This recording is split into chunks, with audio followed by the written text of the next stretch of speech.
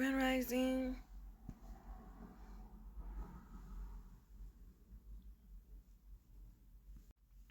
I have to use the restroom so bad. But, somebody's cleaning the bathroom right now. So let's get into this morning devotions. Relationships are wonderful until they're not. All relationships can be difficult at times, but they should not be destructive to our well-being. If you have a relationship in your life where you know something is wrong, but you can't, for the life of you, figure out what to do, I understand.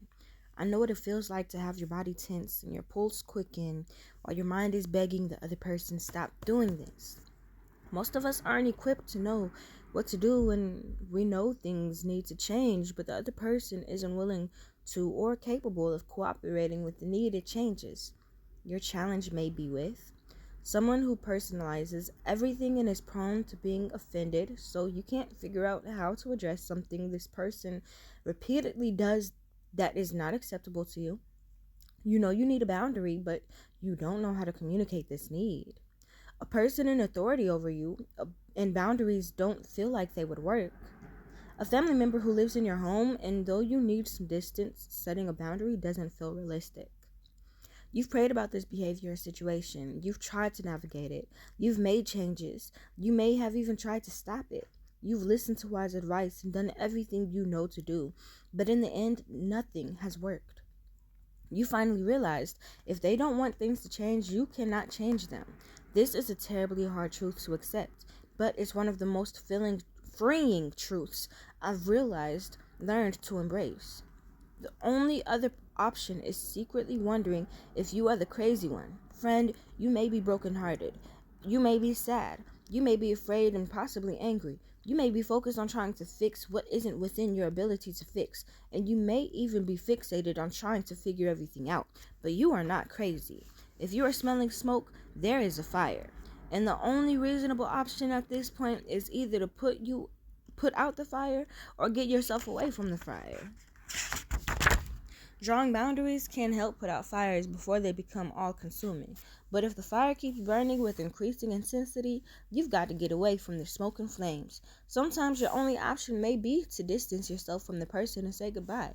Boundaries aren't going to fix the other person, but boundaries will help you stay fixed on what is good, what is acceptable, and what you need to stay healthy and whole. I don't know what boundaries you may need to consider. I challenge you to process this situation with the Lord and prayerfully think through what changes may be necessary alongside a trusted Christian counselor or wise friend.